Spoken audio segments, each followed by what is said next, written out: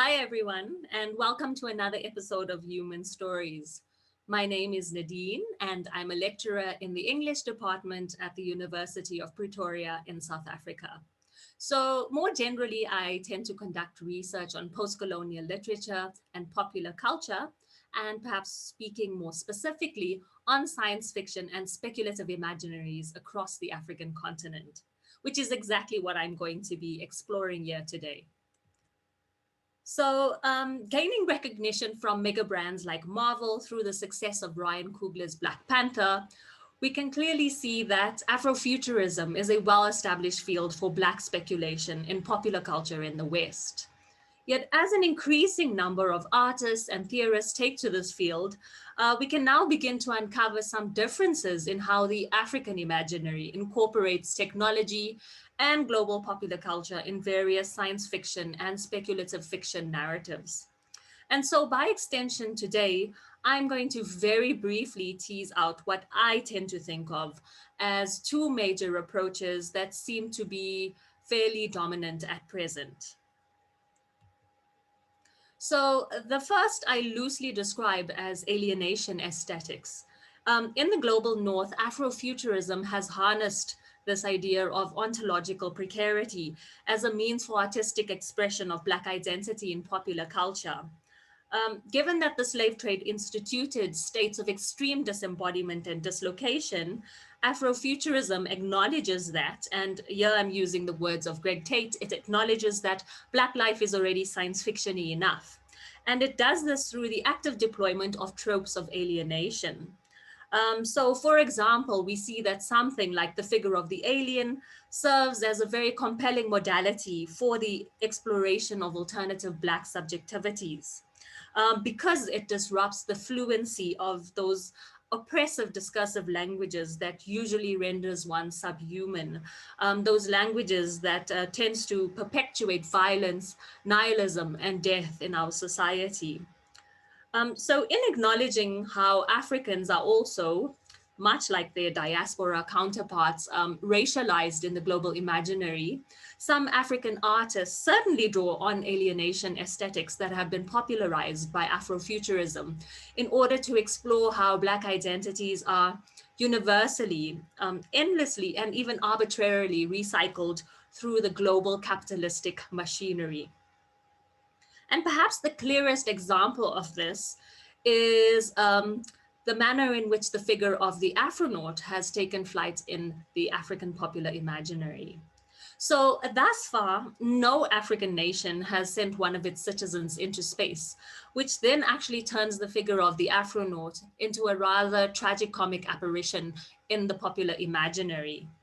So Namwali Sapal has written about the fascinating history of the maverick Zambian political revolutionary and science teacher, Edward Mukoka Nkoloso, who pioneered Africa's very own space program in 1964. Wanting to rival the US and the Soviet Union in the space race, Nkoloso made claims that they would reach outer space with a drum and catapult system, which was obviously met with great incredulity and amusement. Yet, as Sapel understands him, she argues that he was merely satirizing Western futurism in an attempt to reduce its hold over the African imaginary. And so that by dismissing him as a lunatic, history has failed to acknowledge that Nkoloso was actually just an African fabulist and a trickster figure who just simply never broke character. Though I would say that African popular culture has duly acknowledged his legacy. There have been many artistic iterations of Nkoloso's Afronauts. So for example, there's Francis Bodomo's beautiful black and white film. And as we see here, Christina de Middel's photographic project, The Afronauts. Both of these are just really striking visual renditions that cleave open the surreal dimensions of Nkoloso's ambition. De Middel builds an imaginary archive for Nkoloso's Afronauts, and these images induce complex feelings that range from estrangement and awe to comedy and bewilderment.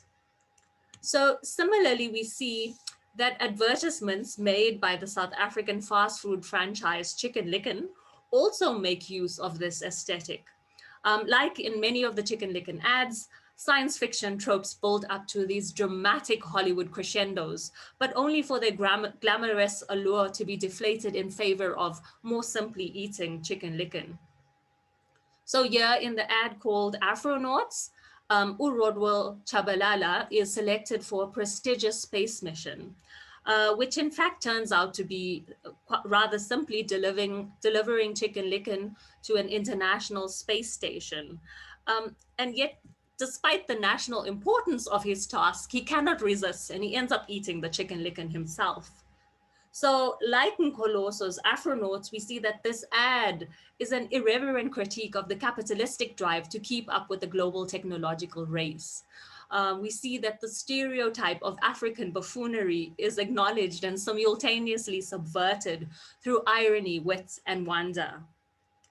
So it implies overall, that the soulful chicken licken eating grandeur of African ontologies completely escapes the lexicon of contemporary Western technology. Um, so though these examples distance themselves from hegemonic modes of expression, they also remain quite hesitant in exploring what languages might then be more appropriate in encapsulating African experience on its own terms. Nevertheless, we find that there is an approach that aims at precisely that. So, whereas the first approach sees itself as in conversation with Afrofuturism, this one certainly does not. Because Afrofuturism originates from metropoles in the global north, many feel that the central themes of Afrofuturism, largely informed by the Atlantic slave trade, do not necessarily resonate with African speculative concerns, and they lead to these nostalgic essentialisms that cannot really be used to undertake a serious engagement with contemporary, let alone future Africa. So most vocal in this regard is the Nigerian American author Nnedi Okorafor. For example, in her article Organic Fantasy, she maintains that her style is not new or invented, but rather an inherited and organic mode of experience and storytelling in Africa. So I think the nuance that warrants attention here is that the appraisal of science fiction and speculative fiction in the African context speaks to this need to domesticate technologies rather than deploying them as vehicles for representations of estrangement and non-belonging in this world of globalized and racialized capital, as is more usually the case with Afrofuturism.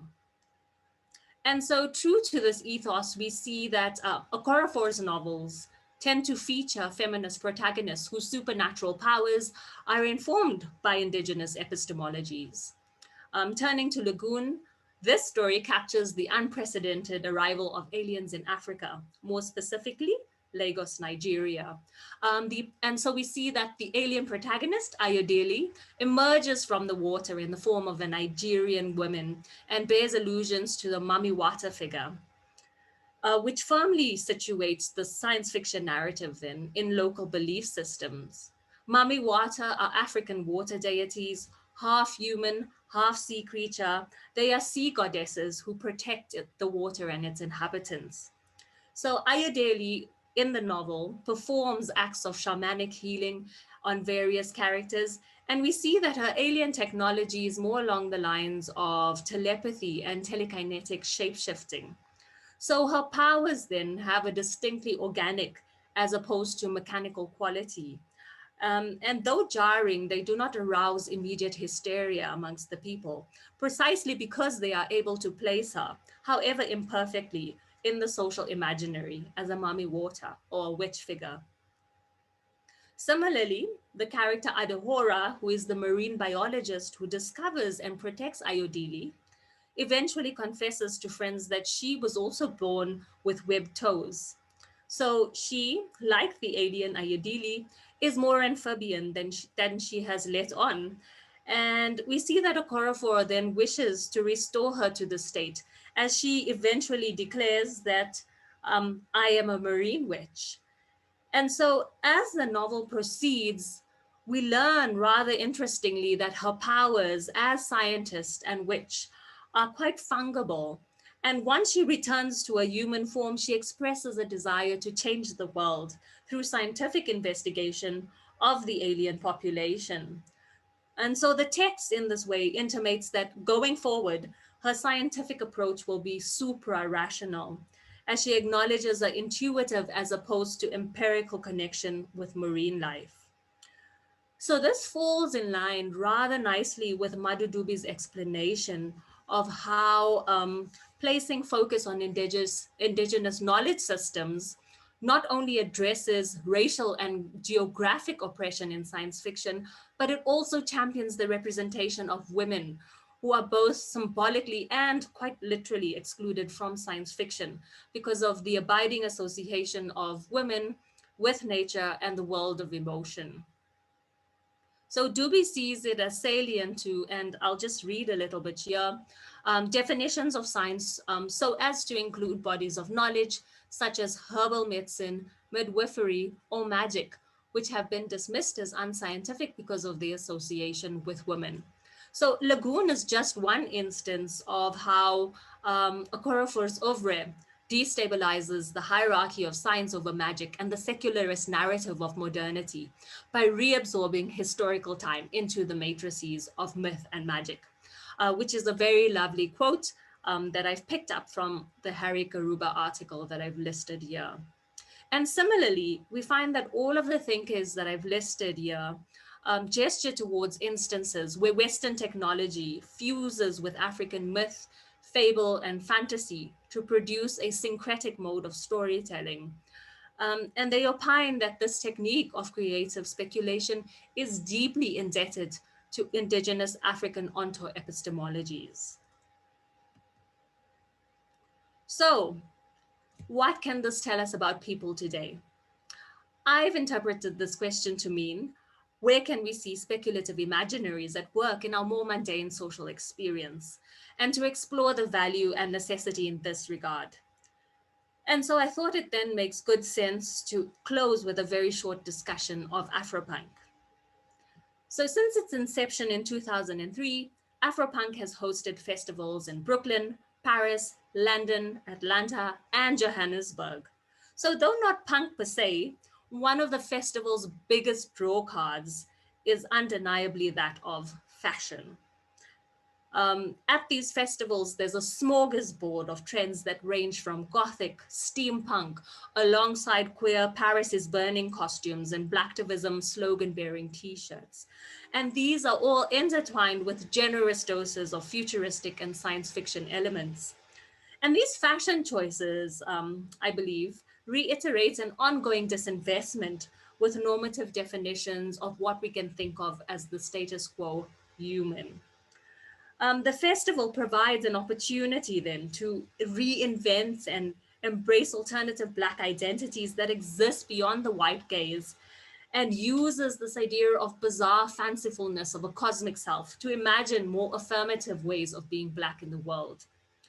So here we can see how drawing inspiration from Afrofuturism quite clearly facilitates the production of Black joy, as it requires the imaginative production of an alternative virtual world. As the founder of the Black Joy Project, whose name is Cleaver Cruz, explains, because there is no world as yet where white supremacy does not dictate the limits of Black reality, the production of Black joy requires one of those most radical tools we have as Black people, our imagination. So even in a country like South Africa, establishing communities outside of the confines of white supremacy is really not an easy thing to do, which then makes it important to acknowledge how something like Afropunk, for example, facilitates the possibilities of learning and knowing and experiencing what Black utopia might be like. And so, as I explored in the beginning of this talk, by embracing alienation as an aesthetic feature of contemporary Black existence, science fiction and fantasy have certainly been used as mediums to express non-belonging, disjuncture, and otherness. Yet here, I think it's worth noting that the alien also bears the potential for space travel. And in its more optimistic tenor, it grasps at the largesse and the wonder of the otherworldly. It brings together these odd assemblages and our surreal selves and the rapturous awe of the fantastic as a celebration of ontological potentialities for a someone and a somewhere that is just beyond the here and the now. Okay, so thanks so much for listening to my talk. And please make sure to scroll through the blog and to listen to some of the other fascinating human stories.